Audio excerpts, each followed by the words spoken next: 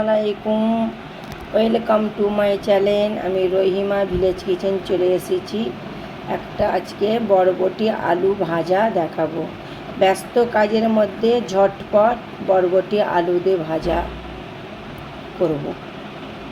আমি গুচ্ছা ধরে নিয়েছি, চপিং বোর্ডে কেমন ঝটপট কেটে নিচ্ছি দেখুন।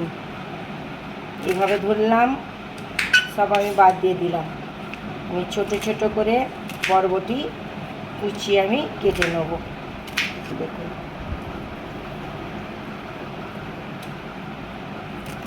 এইভাবে কুচো কুচো করে আমি নেব। দেখুন আমার বরবটিগুলো সব কাটা হয়ে গেছে। এই যে আমি 4টে আলু নিয়েছি, আলুগুলো আমি পাতলা পাতলা করে কেটে নেব।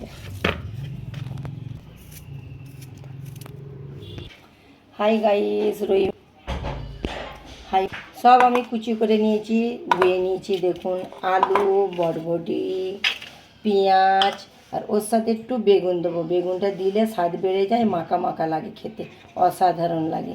ব্যস্ততা কাজের মধ্যে ঝটপট কেমন হয়ে যাবে আমার ভাজি দেখুন। আমি প্যানের মধ্যে একটু সর্ষের তেল দিয়ে দিব। সর্ষের তেল দিয়ে ভাজবেন গাইস, খেতে খুব সুস্বাদু লাগবে। দেখুন প্যানে আমি 5 ফোড়নের ফোড়ন দিয়ে দেবো। তার সাথে আমি 2টো লঙ্কা কেটে দিয়ে দেবো। শুকনো লঙ্কা দেবেন।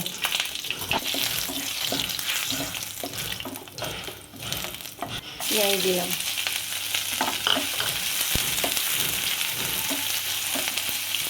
পেঁয়াজটা আমি লাল লাল করে ভেজে নেব।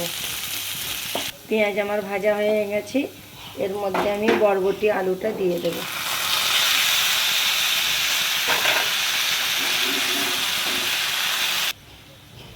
দেখুন আমার বরবটি আলু আর বেগুন ঝটপট রেডি। বাড়ির ব্যস্ততা কাজের মধ্যে আমার বরবটি আলু রেডি।